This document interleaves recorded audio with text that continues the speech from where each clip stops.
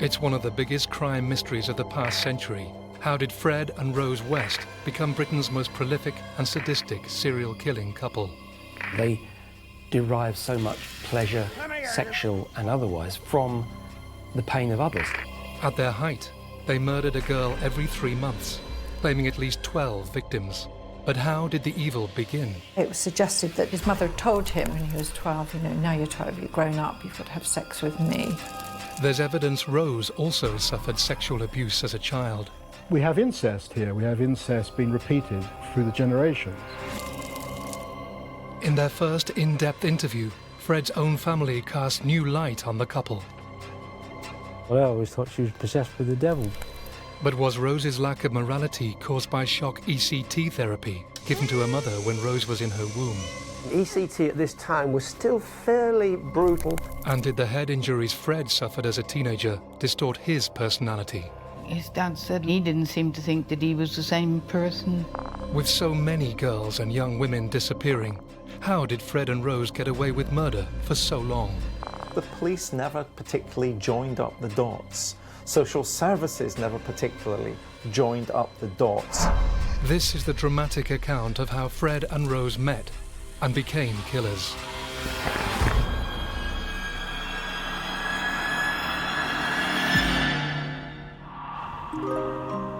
What was it in the backgrounds of Fred and Rose West that spawned them as killers? Much of Fred's childhood was spent in the West Country village of Much Marcle. He grew up in the countryside, amidst the sort of the muck and beauty of the countryside, the mud and the flowers. It's a very, very beautiful place. And the local church is where the Wests have been baptized and married and buried for generations. Fred's parents were Walter, a farm labourer, and Daisy, who'd been in domestic service. The Wests were essentially the rural poor, so we're not talking about people who are well educated. I don't think Fred's father could even read and write. And they live in a tied cottage on a farm. When we were small, our water used to get pumped up from the farm, up into a big tank at the back of the houses. You had an inside toilet, but there was no bathroom. So we used to bath in front of the fire on a Sunday. You know. But something obviously went very, very wrong behind closed doors. Something very odd starts to happening, something very dark and sexual and perverse. Fred was born in 1941. He was followed by 3 brothers and 3 sisters. Fred wasn't the first child. There was a child before Fred, Violet, who died in infancy. And then Fred came along, and Fred was Daisy's firstborn child that lived, and he was her favourite. Fred would paint an impression of his mum being a rather formidable character who would shoot rats, for instance, and discipline the children. She also defended her eldest in disputes. Years later, Rose would fit this role model. Daisy provided Fred with a backdrop of powerful females that you must appease, but that may protect you and provide for you. Fred's farmyard background also brought him into regular contact with blood and slaughter. He claimed he'd had to slit the throat of the family's pig, but his family say that was pure fantasy. He never killed a pig in his life, because the bloke who was the pig killer used to work with Dad on the farm, and that was it. None of us touched any of that. In his most serious allegations, Fred blamed his parents for his twisted attitude to sex. Fred said in interviews with the police at various stages in his life, his dad had had sex with underage children, girls, and that Dad took the view that this was acceptable behaviour. He also claimed his father had introduced him to bestiality. He said his father had actually taught him to have sex with sheep. Also, it was suggested that his mother told him when he was 12, you know, now you're 12, you've grown up, you've got to have sex with me. I suspect that there was a lot of shame in the family, and it's perfectly possible that those early experiences would have led Fred West to want to get his own back, to shame others in the way that he may have been shamed within this family. But Doug West agreed to appear in this programme, partly to deny all allegations of abuse. I can sit here and tell you that it's not true, because none of us was ever abused, anyway, by anybody. And I mean, as far as Mum and Fred and Dad and Annie well, that's just fantasy by somebody. Well, the allegation came from Fred himself. He said that. Yeah, well, we all know what fantasise he is, don't we? From earlier about the pig. Rose, brought up 150 miles away at Northam in Devon, had 15 years of turbulent childhood before she met Fred. Gillian Job, then a child, lived next door. Would you say theirs was a happy house? No, definitely not. Never saw no laughter going on, no. No. They went to school, they were home and they were in. Occasionally you saw them in the garden just sort of walking around, not playing. I don't know if they had any toys with them. Rose's mother, called Daisy, like Fred's mother, had married a man called Bill Letts. Rose was the youngest daughter among 7 siblings.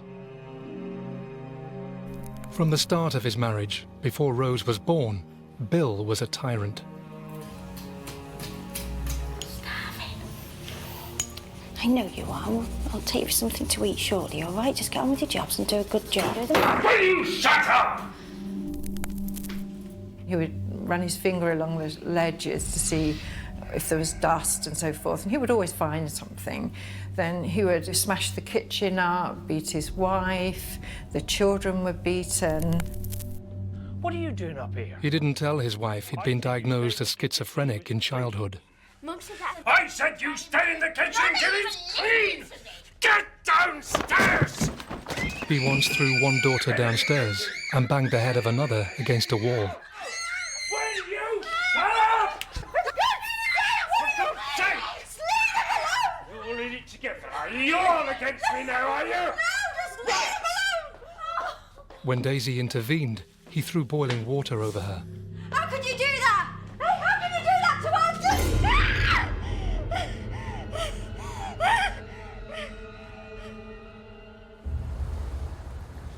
One day, their neighbour Jill took Rose's older sister Joyce down to the seafront. We were always out here anyway, playing, riding horses, swimming in the sea. This is the road here we came, and you're looking back into the village there. And we came out and we brought Joyce with us. And when we went back home, she had the hiding of her life, poor girl. And she was hose-piped down in the backyard, lots of shouting and screaming. And I remember my mum saying to me, listen, you've caused this, don't ever take her again. Well, which she didn't. No. In 1953, Rose's mother Daisy entered a deep depression. She was 8 months pregnant with Rose, but this didn't prevent doctors from giving her brutal electroconvulsive therapy. Could Rose West's personality have been damaged before she was even born? In 1953, 15 years before Rose's fateful meeting with Fred, her mother Daisy was given ECT for depression. Daisy was 8 months pregnant with Rose. ECT at this time was still fairly brutal. Electrodes were clamped to Rose's mother's skull, and a current passed through her brain. Rose was probably affected. The damage may have been mental, but the genetics from a cold, withdrawn, schizophrenic father and a mother who was depressed would probably outweigh the damage. Rose was born on the 29th of November, 1953. She was this absolutely beautiful child with these great big eyes and dark, glossy hair. She was known as Dozy Rosie. As a child would rock herself physically backwards and forwards, as if she wasn't quite right in the head. At school, she quickly fell behind and was teased. She found it very, very hard to mix with her peer group, and she was held down a year. And she was kind of quite friendless and bullied at school. Her father showed a surprise affection for his youngest daughter. She has the singular quality in the family of not being knocked about by her dad. And this leads to suggestion that there was something sexual developing between father and daughter. Many have suggested this lay at the root of what followed. To abuse others, to control others, to hurt others, to see others in pain is all she knew as a child, and that would be normalised. Rose played in a world of her own, cutting up sheets to make clothes for dolls. Children who've been severely traumatised repeatedly, to manage that experience, often dissociate. Rose! They go off into another place, a place of safety. So they often appear as though they're not quite there, they're a bit dozy. Rose was protected by her father, so she learned how to manipulate to get what she wanted. She knew she had to have an older man as a protector. It would be another decade before Rose met Fred West, 12 years older than her and a willing protector. By 1956, Fred was 15 and had left school with the reading and writing age of a 7-year-old. He was working on a farm at Muchmarkle in Herefordshire. Nearby, at Ledbury, the market house was a magnet for teens. Fred had realised he could attract girls if he scrubbed up his appearance, and came here often with his brother, John. He thought he would jack the lad. No, he enjoyed his life. First time I remember Fred was when he used to go to dances. Are you two doing today? And I used to go too, and the girls were looking at him. But Fred was already developing the crude approach with young women he'd adopt in future. Hey, why don't you come over here for a bit? It's not a kiss and a kind of chat up and let's go out, let's go to the pictures. It's grabbing a girl for sex. But he was also a coward. He wasn't a man who had confrontations with other men. Who's that? You touch him again, get off him! He wouldn't defend himself.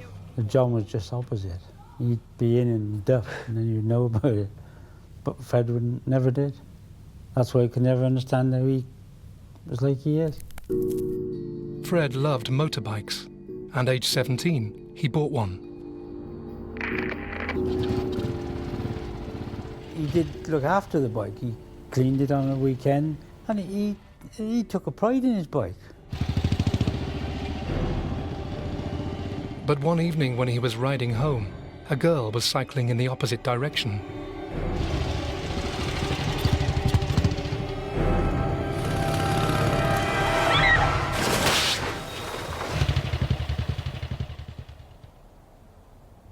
The girl had cut some bruises, but Fred came off far worse. These were the days before compulsory helmets. Fred's skull and many other bones were shattered. For 7 days he lay unconscious in Hereford Hospital.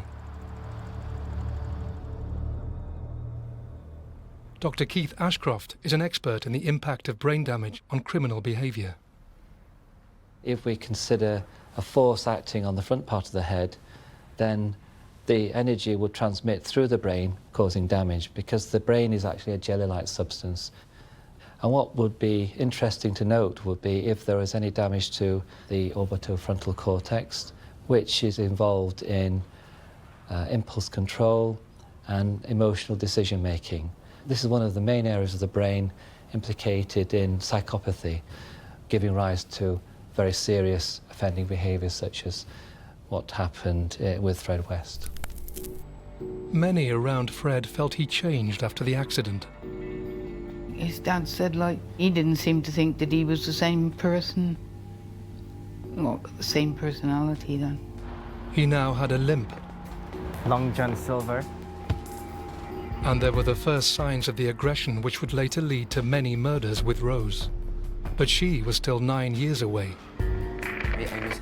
In 1960, aged 18, Fred met another girl, prepared to listen to the tall tales he now used as chat-up lines. They could have buried me or anything, and I came back to life. No, I'm being serious. I came back to life. Rena Costello, a 16-year-old from Coatbridge near Glasgow, came from a broken home and had been in court and sent to Borstal. She was now staying with relatives in England. This is quite typical, actually, of the women who fall into Fred's orbit. They were suited, actually, as a match because they were both tearaways.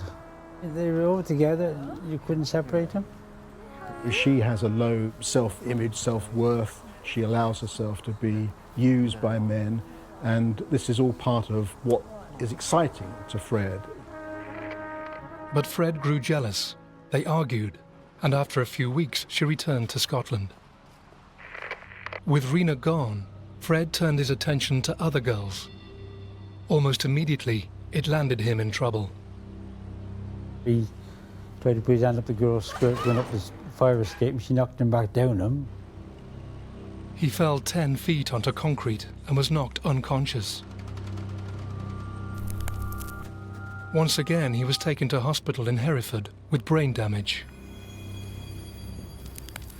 In Devon, Bill Letz's mental condition had grown worse. Rumours of his sexual interest in young girls had led to hostility, so he moved his family to Bishop's Cleeve in Gloucestershire. Rose was now just 20 miles from Fred. She entered adolescence and became highly sexual. She would be walking around the house naked or parading in front of her father.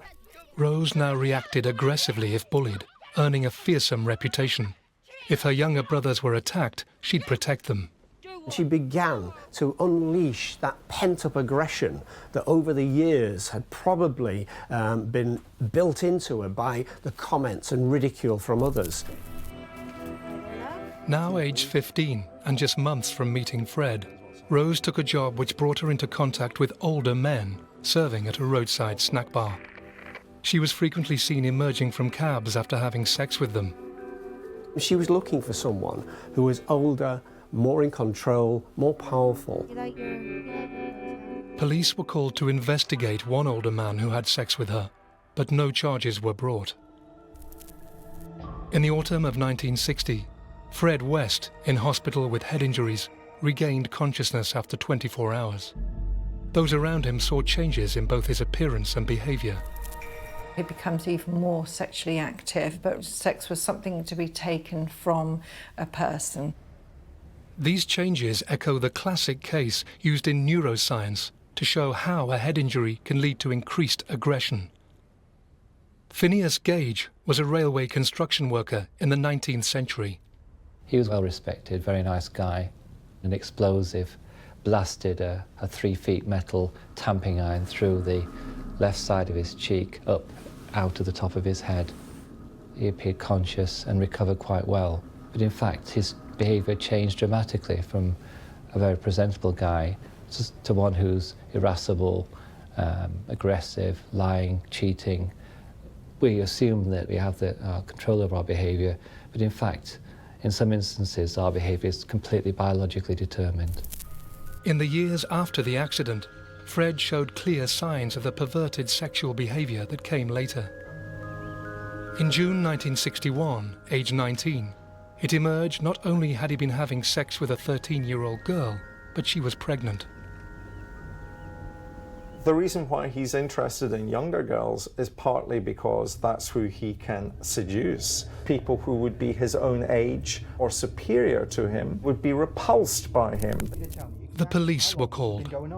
It seems by his testimony at the time that he'd been raping this girl for several months. His responses were revealing. No problem with it. Well, I'm sorry, but I've got a problem with it. I don't know why. I mean, everyone does it. No, I'm sorry. Daisy, his mother, was outraged by this.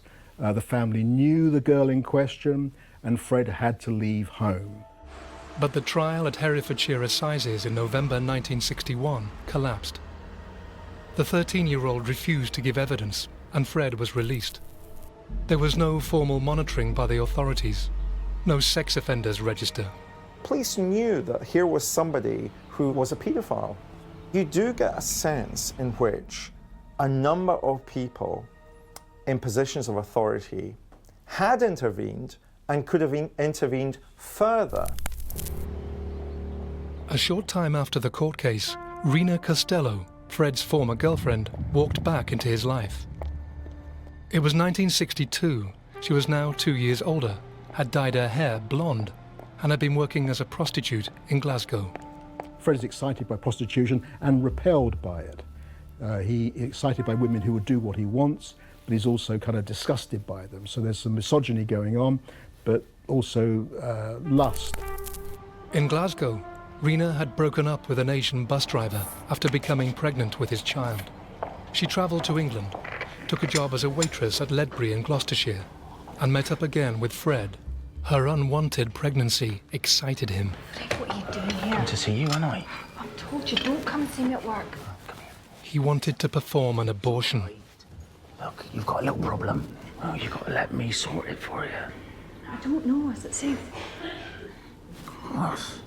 This would have fitted into his sadistic sexual approach to females. They were objects for his pleasure, and his pleasure might not just include sex, but the invasion of their body with objects. At the time, abortions were illegal. Fred took Rena to nearby woods and tried to abort the baby. But they were spotted, the police were called, and he had to stop. Rena decided to keep the child, and weeks later, in Ledbury, they married. It's a quick ceremony. There's one photograph taken, and years later when Rena went missing, this was the missing poster photograph. Where is Rena? They moved to Rena's hometown, just outside Glasgow, where the baby was born. Fred was now married to a woman who'd had another man's daughter. She called her Charmaine. Fred immediately took against the baby. What's the matter with her? Rena returned to prostitution, with an instant impact on her sex life with Fred. He would suddenly grab her and demand to have sex, and this sex is really essentially rape. And it would be very short, and he often couldn't perform sexually. As time went on, he found it harder and harder to get excited. Sex became fetishized, and one of the fetishes was that the women that he slept with were sleeping with other men. But outwardly, they pretended everything was fine. Fred took Rena and Charmaine to see his family in Muchmarkle. That was it. It was the family reunion. Because nobody met her, not as his wife until then.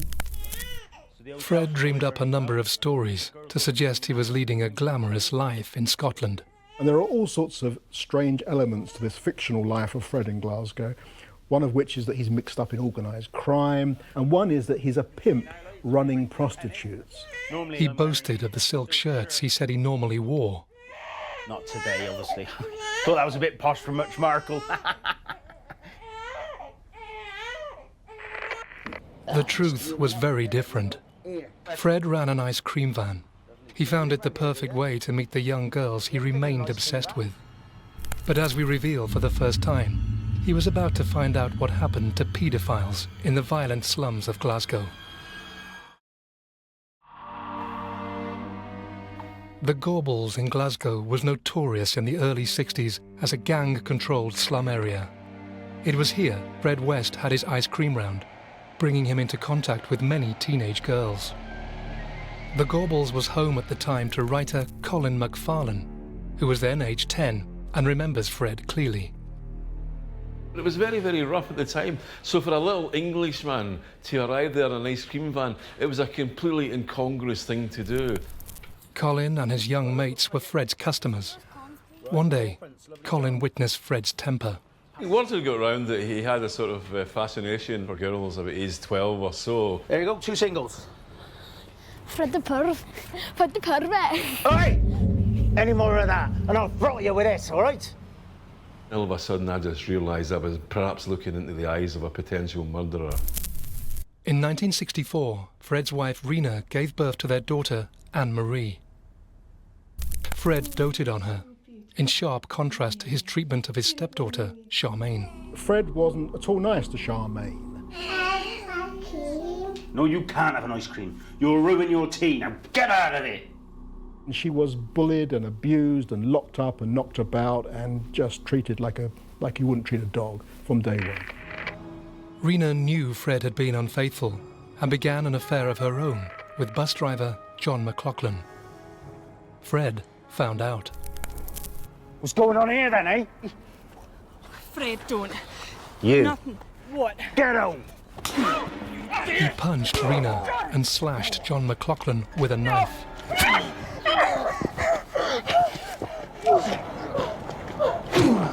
Get out, I said! After that, he stayed with Rena but became increasingly controlling towards her and the girls. He took on a nanny named Isa McNeil, who was shocked to see how the girls were treated. Charmaine is sleeping in a bunk bed at this stage, and Fred builds a slatted cage around it, so she's in a sort of a prison cell. Through Isa, another girl entered Fred's life. Anna McFall was in her mid-teens and from a broken family, like so many of the girls who would later become a victim of the Wests. Fred found her attractive, but before any relationship developed, his spell in Scotland came to an abrupt halt.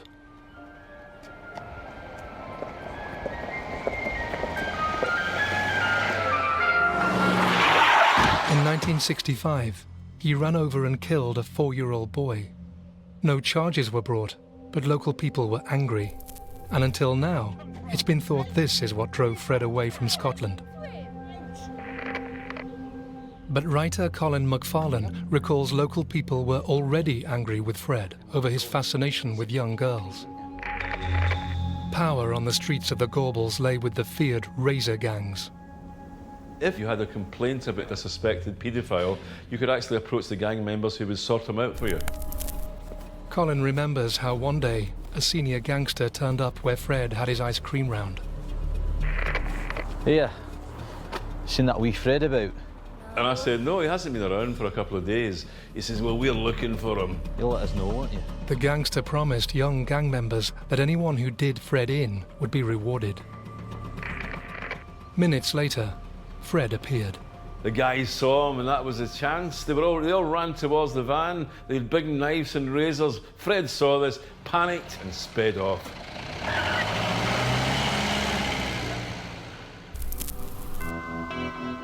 Fred, Rena and the children fled south, and in 1966 moved into a caravan not far from Much Markle.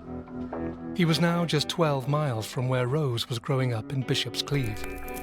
Fred took a job with macabre links to what followed. Fred was used to the gruesome activities of a farmyard. He revelled in them. So his choice for working in an abattoir was not that strange.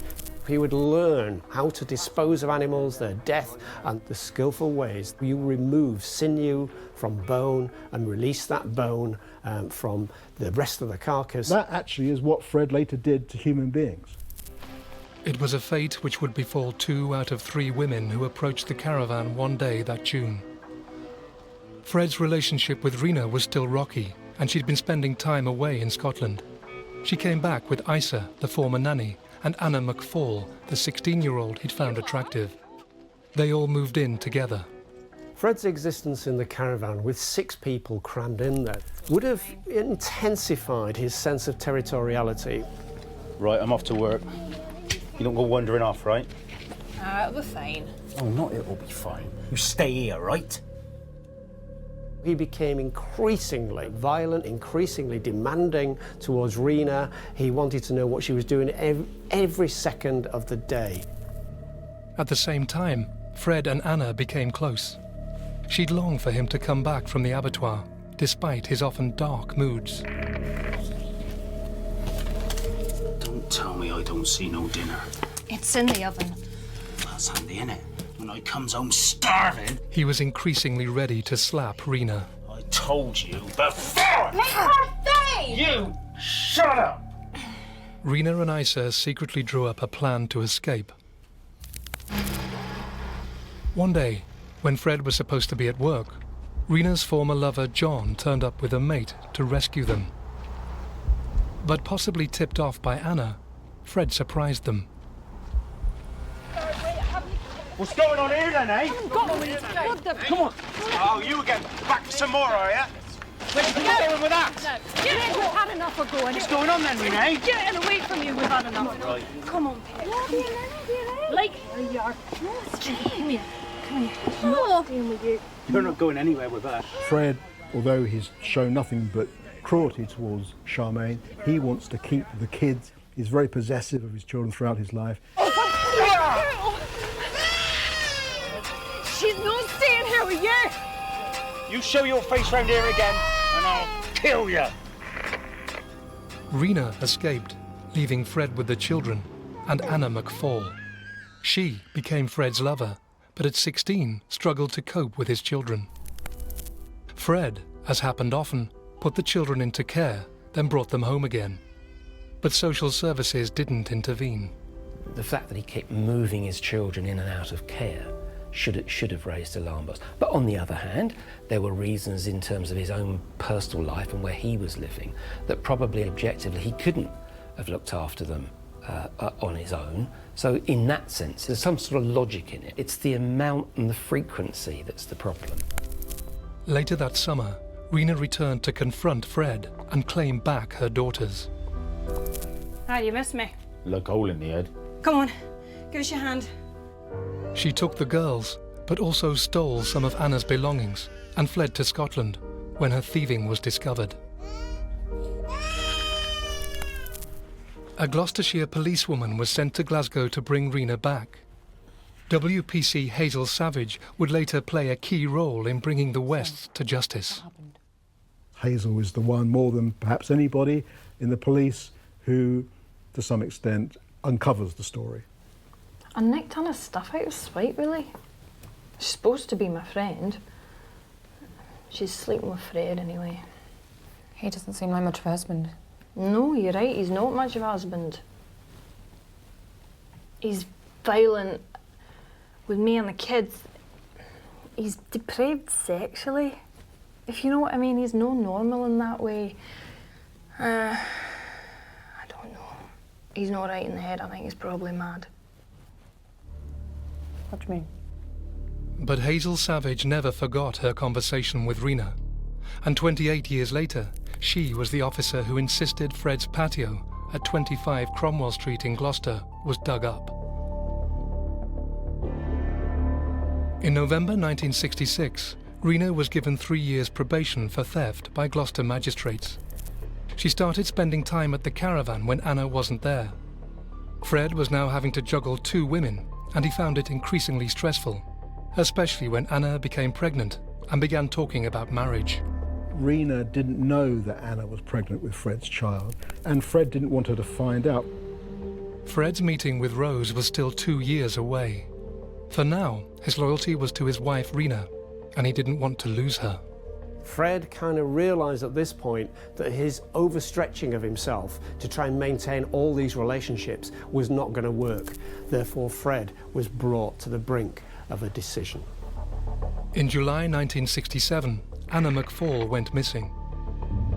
No one reported the fact to police. Fred always denied he'd killed her, but he did later tell police he knew the field just outside Muchmarcle, where she was buried.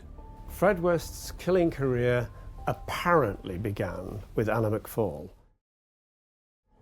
When Anna's remains were at last found in 1994, they revealed many of the murderous techniques also found on the victims Fred killed with Rose.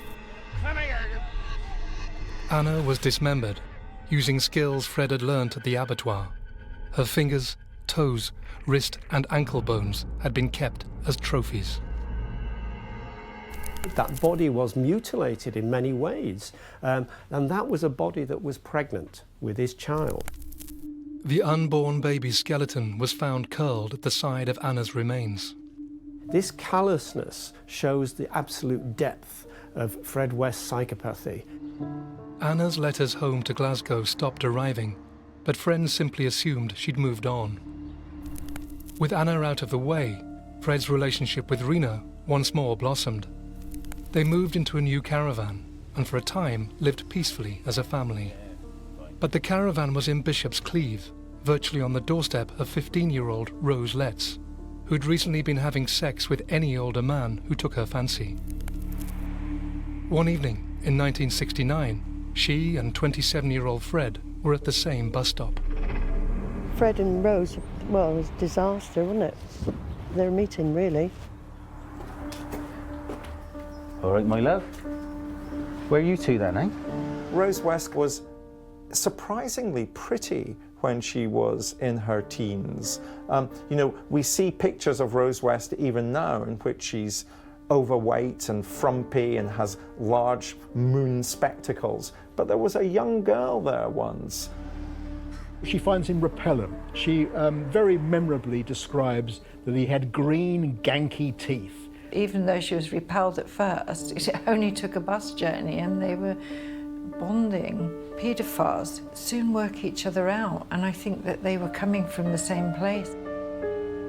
Here is this young woman who was pretty friendless, suddenly being chatted up by a man who was giving her attention. This fateful meeting would result in at least 11 more deaths and meant one young girl had only 2 years left to live. It was 1969, and 27-year-old Fred West had just met 15-year-old Rose Letts. He wooed her with extravagant gifts, possibly stolen, including a fur coat and lace dress. You know what they say, don't you? Fur coat, no knickers. His crudeness didn't put her off. She asked if he was married, but he said his wife was a prostitute in Glasgow and nothing but trouble. In fact, Rena was still around. They just had a domestic row. They weren't together in the caravan. So this was a lie. He knew that Rose liked children and invited her to the caravan. Hey, girls, put that down, I've got someone for you to meet. The filthy caravan was in sharp contrast to the meticulously clean home of Rose's childhood. This is Rosie. Well, say hello then. Hello there, girls. What are your names then? Rose became a regular visitor. Her father, who it's thought had been sexually abusing Rose from childhood, now feared he was losing her. Look, it's fine. He said he's going to pay for me. I'm sorry. For looking after the kids. He's going to pay for me. There's nothing going on between me and him, all right? No, I'm telling you, you stop this. No, you stop this right now!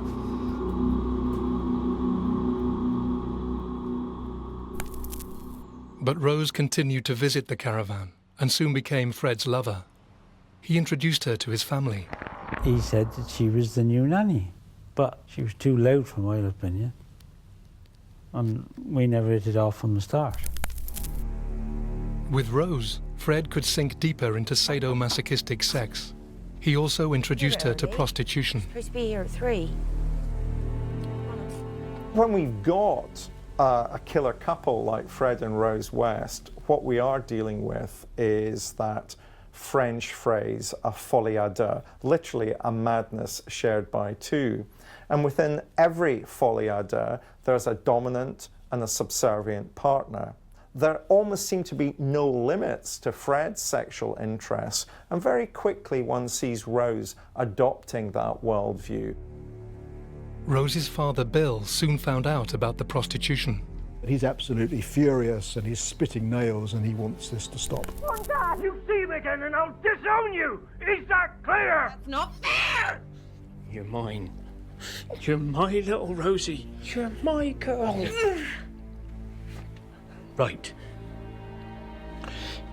You stop seeing him, you get a proper job, and you can stay here.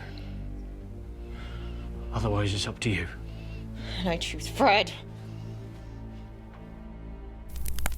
Soon, Rose was pregnant with Fred's child. Rose saw the image of herself with Fred and some wonderful fantasy future in which she was both mother to his children and played the role of some kind of goddess in his life. Now, the reality of this was day to day, catering with and taking responsibility for children. It was going to be hard work. Rena wasn't living in the caravan, and Rose was often left in charge of 2 girls, neither of whom was her child. Girls, enough noise! So how was she with the kiddies? A bit abrupt. I mean, if she'd been my nanny, I'd have clobbered her. Girls, enough! Enough! Shut up, both of you! Charmaine, I'm sick of this! Charmaine was a very, very bright little girl and would challenge her, whereas Anne-Marie knew to keep the head down, and even so, you know, both were victims of awful violence from Rose. In the spring of 1970, Rena reappeared at the caravan.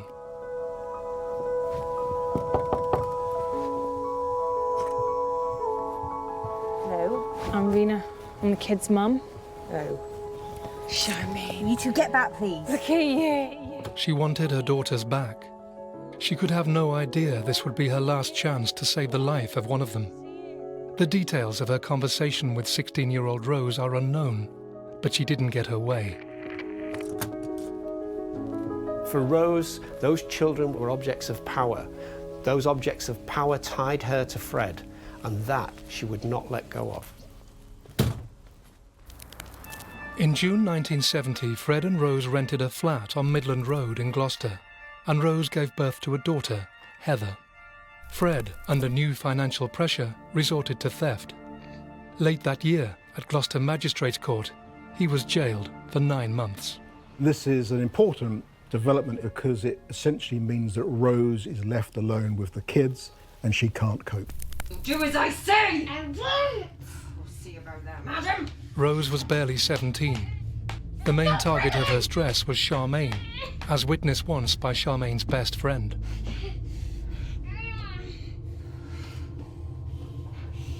Can you believe her? I bet you're not so naughty. Charmaine would not show fear. She would not cry in front of Rose. This was a massive challenge. It's almost like, I'm not going to show that I'm vulnerable, I'm not going to show that I don't feel good enough, bearing in mind that she'd been abandoned by her mother, or that's what she believed. Years later, Anne-Marie would recall how Charmaine promised her Rena would one day rescue them. In March 1971, 8-year-old Charmaine was taken to Gloucestershire Royal Hospital with an ankle wound, possibly caused by a knife. It was a last missed opportunity to save her life. The violence towards children was spiralling, particularly with Charmaine, who presented at A&E with Rose, and nothing came of that. There was no checks to find out what was going on. Rose and Fred exchanged gushing love letters while he was in prison, but there were deeply menacing sections about Charmaine. Darling, about Char. I think she likes to be handled rough. But darling, why do I have to be the one to do it? And I hate it. In June 1971, days before Fred was due for release, Rose's temper pushed her beyond the brink. Rose has never said what happened that day or how she murdered Charmaine. You stupid little girl! You're done! Charmaine! But when Anne-Marie returned from school, Charmaine wasn't there. Anne-Marie comes home and Rose tells the lie which she would tell for the rest of her life. She's not here. Where is she? Your mum turned up. She's gone to live with her. That's what Charmaine wanted, isn't it? Rose didn't want Charmaine to survive because as long as Charmaine lived, that was an excuse for a woman that Fred had had a relationship with to continue to be in Fred's life. Fred was the only person told the truth. There's no evidence he was angry with Rose. It was probably at this point he told her he'd killed Anna McFall. Fred has killed, and so has Rose.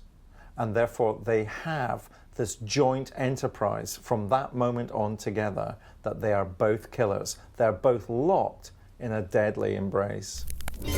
Next week, Rose had grabbed my legs and held them apart, and he was beating me between the legs. the dramatic stories of the women that got away from Fred and Rose, and the ruthlessly efficient system which ensured many others did not, when they were drawn into the clutches of Britain's most prolific serial killing couple.